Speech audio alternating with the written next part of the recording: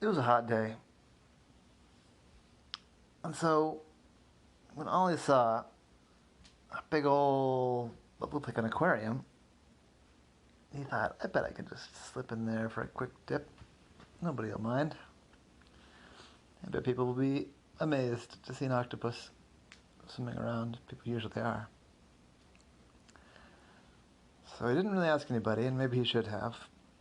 He set his bag down, climbed up to the edge, and flopped in. As soon as he hit the water, he started flailing about in shock and surprise. What? It wasn't regular water at all. It was chunky water. It was very strange. Well, he got out quickly because he realized that he would almost certainly start breathing the water and breathe in whatever these chunks were. And as he flopped his way out, and then people really were looking, these colorless, clear spheres, spilled out as he got out. He picked one up. And it was very odd. This one was about the size of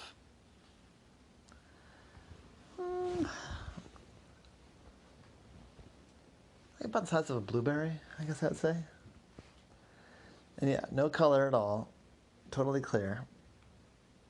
And I looked, and it must have the same refractive index as water, because in the water you couldn't see them at all, but the thing was filled to the brim with these watery balls. It wasn't something he'd ever seen before.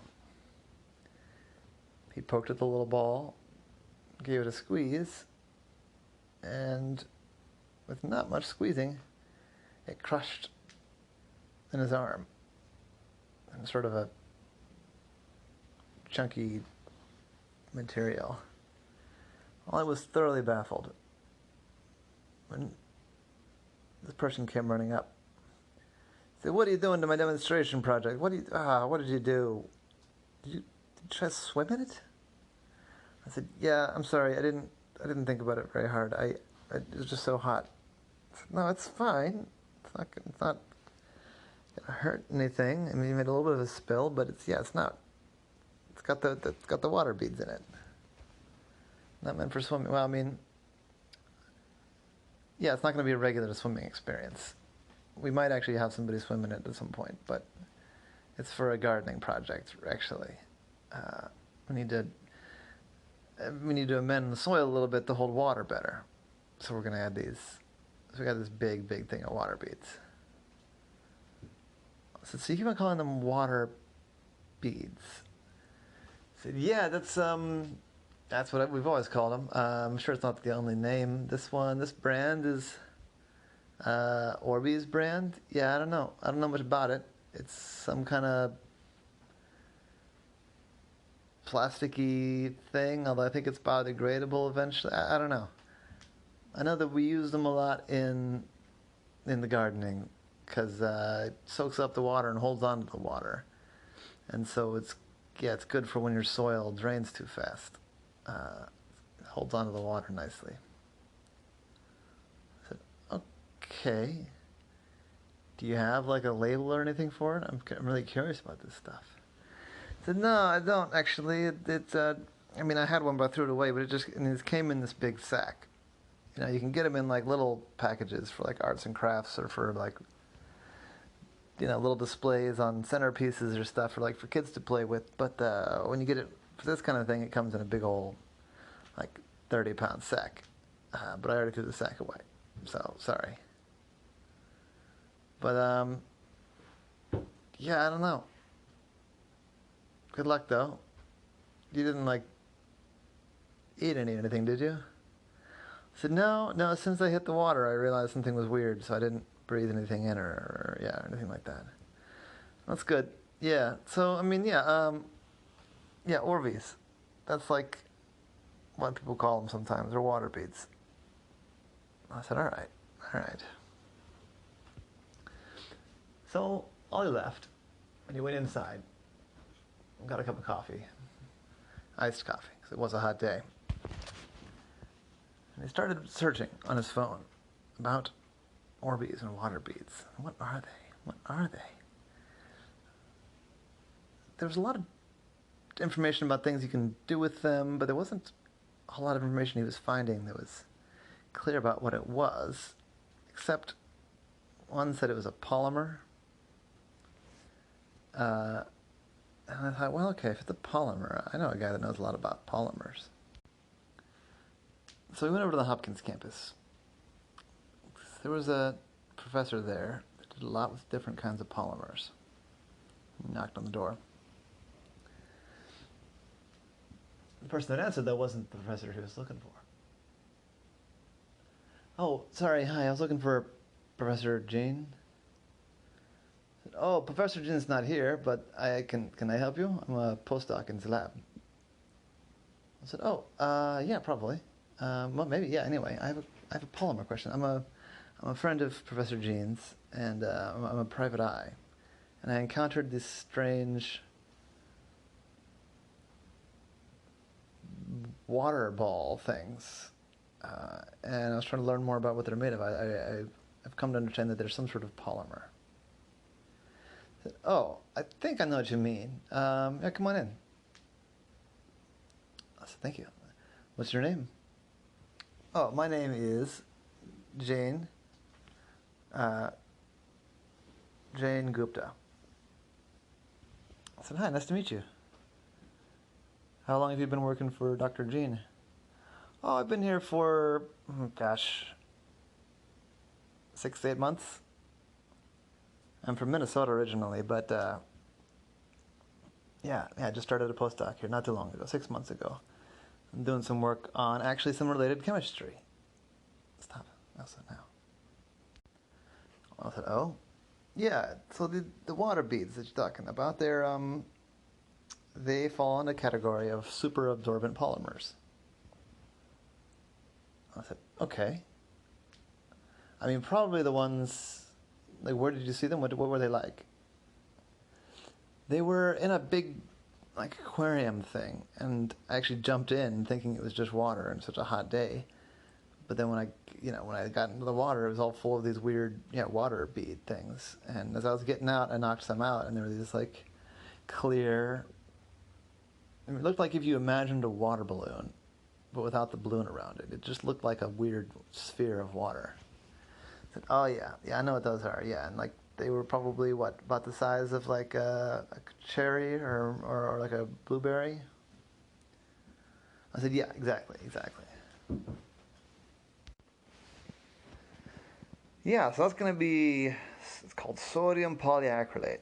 And it's used, there's just millions of metric tons of it made every year. I don't know exactly, lots anyway. I said, oh, I mean, I guess they were using a lot of it there. What were they using it for what?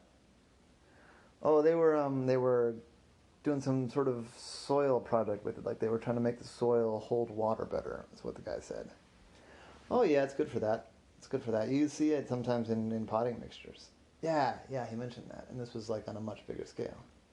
Yeah, I mean, that's one use of it for sure. A more common use for it, like in a larger volume, I mean, is it's the stuff in most baby diapers. I said, really? I said, yeah, it's because it starts off really small, is the thing. I mean, you saw it when it was all swelled up with water, but it'll actually absorb, God, I don't know the specific number, but many, many, many times over its weight in water. So you start off with like 1 gram of the polylactic acid, or sodium polyacrylate, I should say. And that'll absorb like, I want to say like, probably like 15, 20 grams of water. It gets much, much, much, much, much bigger. It swells, and it holds a lot of water, and it holds it pretty firmly, too. So that's why it's good for diapers, because you can put a very small amount in the diaper, and it'll soak up a lot of water. Or whatever, is in the diaper, obviously. And then the trick is, though, in a diaper, it's ground up into really small little pieces, and so it absorbs the water more quickly. And when it's just like the water beads, and they also use like they give them to kids as toys. And those are bigger. Those are going to start off at they're going to start off maybe the size of a mustard seed, or something like that, and they'll grow to like, yeah, blueberry sized or cherry sized or something like that. So that's what those are. But hopefully, you mean you jumped in. You didn't like breathe any in or eat any, did you? I said no. Thankfully, it was weird enough. I knew right away something odd was going on. What would have happened if I'd eaten it?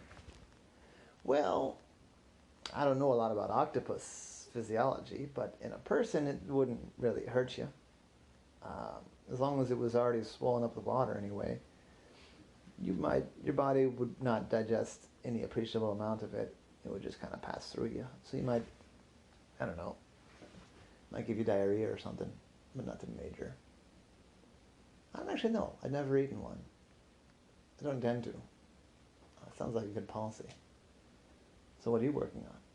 Well, I'm working on superabsorbent polymers that have all kinds of different functionalities, including some that would be superabsorbent for things other than water. I'm looking at these superabsorbent polymers that could do that same thing, but with oil.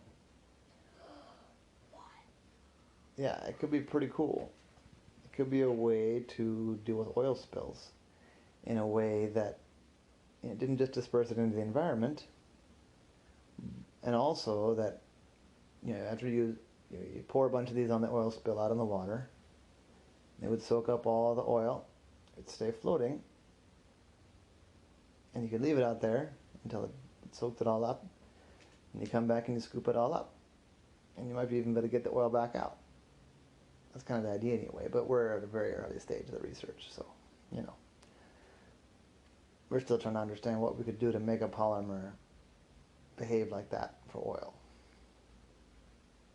I said, well, that sounds pretty cool.